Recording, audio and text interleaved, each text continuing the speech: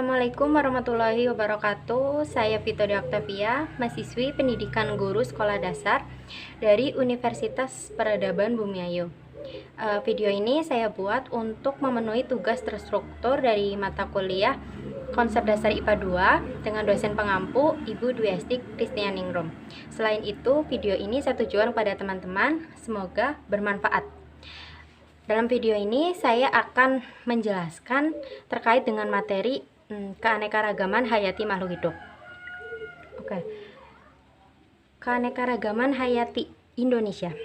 Jika teman-teman mendengar kata keanekaragaman, apa sih yang terpikirkan pertama kali ketika mendengar kata keanekaragaman? Apakah bervariasi, bermacam-macam, atau beraneka ragam? Jadi, keanekaragaman dalam Kamus Besar Bahasa Indonesia berarti keadaan beraneka ragam, sedangkan hayati memiliki pengertian hidup atau berhubungan dengan hidup. Nah, dari pengertian di atas pasti teman-teman dapat menyimpulkan nih, apa itu keanekaragaman hayati. Jadi, berdasarkan Department of Industry, Tourism and Research of Australian Government, keanekaragaman hayati atau biological diversity atau biodiversity adalah semua makhluk hidup di bumi, yaitu ada tumbuhan, hewan, dan mikroorganisme, termasuk keanekaragaman genetik yang dikandungnya dan keanekaragaman ekosistem yang dibentuknya. Indonesia merupakan negara dengan tingkat keanekaragaman hayati yang tinggi, ditandai dengan ekosistem, jenis dalam ekosistem, dan plasma nutfah yang berada di dalam setiap jenisnya. Dengan demikian, Indonesia dikenal sebagai negara mega biodiversity. Nah, di sini tingkat dari keanekaragaman hayati makhluk hidup ada 3. Yang pertama, tingkat genetik, yang kedua tingkat spesies atau tingkat jenis, dan yang ketiga tingkat ekosistem. Yang pertama akan kita bahas ya.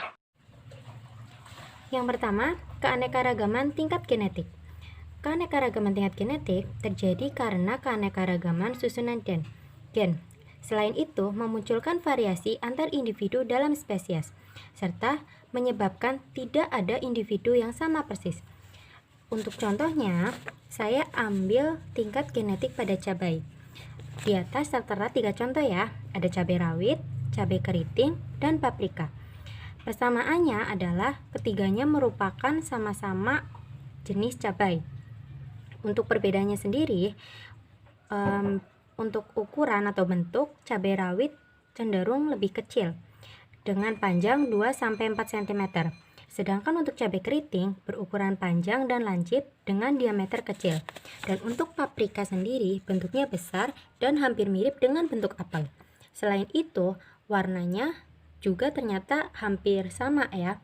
Cabai rawit memiliki warna hijau, merah, kuning, dan juga ada yang oranye.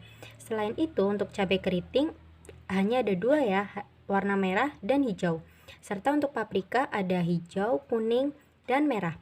Nah, untuk tingkatan rasanya sendiri, cabai rawit itu identik dengan pedas atau sangat pedas. Sedangkan cabai keriting itu tidak terlalu pedas. Nah, untuk paprika sendiri memiliki rasa yang manis dan sedikit pedas, dengan tekstur yang renyah. Lalu yang kedua, tingkat spesies pada tumbuhan umbi-umbian. Di situ saya ambil contoh 3 jenis umbi ya. Yang pertama ada ketela pohon, yang kedua talas, dan yang ketiga ubi jalar. Persamaannya, ketiga jenis umbi di atas termasuk ke dalam jenis umbi akar, yang merupakan umbi yang terbentuk dari akar. Nah, untuk perbedaannya sendiri, untuk warna, ketela pohon itu biasanya berwarna coklat. Nah, untuk talas, kulitnya sendiri berwarna coklat tetapi ada sedikit hitam-hitamnya. Lalu ubi jalar ada warna ungu, kuning, dan merah. Serta untuk bentuk buahnya, ketela pohon cenderung panjang dan besar.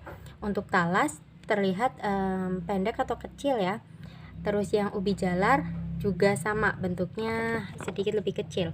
Untuk bentuk daun dari ketela pohon bentuknya itu menjari, jadi seperti jari.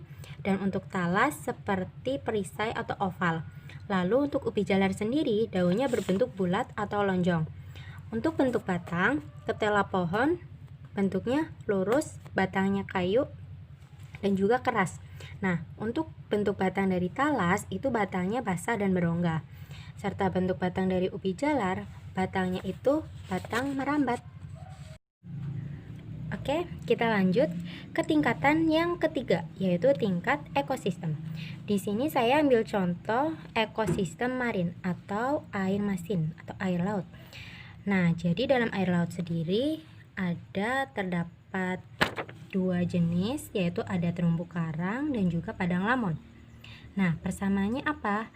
Persamaannya terumbu karang dan padang lamun ini termasuk ke dalam mintakat neritik yang terbentang mulai dari tepi pantai yang terjangkau oleh pasang tertinggi sampai ke arah laut dengan bagian dasar yang masih dapat ditembus dengan cahaya matahari. Nah, tabel perbedaannya sendiri untuk terumbu karang terdapat beberapa tipe karang, yaitu ada karang keras, ada juga karang lunak. Nah, karang keras ini disebut dengan hermatipik atau stony coral atau terumbu karang.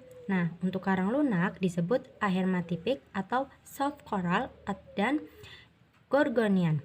Nah, ada 4 tipe, yaitu terumbu karang tepi, terumbu karang penghalang, terumbu karang datar atau gosong, dan terumbu karang cincin.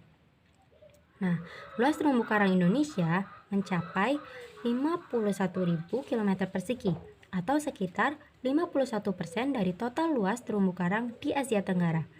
Nah, contoh biota yang dapat ditemukan pada ekosistem terumbu karang, contohnya ada karang keras, karang lunak, bintang laut, ikan badut, atau anemone fish. Lalu ada juga penyu. Nah, yang kedua ada padang lamun nih. Padang lamun itu apa sih? Padang lamun merupakan salah satu ekosistem di laut dangkal yang paling produktif dengan siklus hara yang sangat efektif. Indonesia sendiri memiliki sekitar 31.000 km persegi padang lamun. Dalam ekosistem ini teridentifikasi ada 13 jenis tumbuhan padang lamun. Contoh biota yang hidup di padang lamun seperti yang di atas. Contohnya ada lamun sendiri atau marga enhalus, ada teripang, ada bulu babi. Tadi penjelasan dari materi keanekaragaman hayati makhluk hidup. Kurang lebihnya saya mohon maaf. Semoga apa yang tadi saya sampaikan dapat bermanfaat dan menambah ilmu baru bagi kita. Sekian dari saya. Terima kasih untuk yang sudah menonton. Wassalamualaikum warahmatullahi wabarakatuh.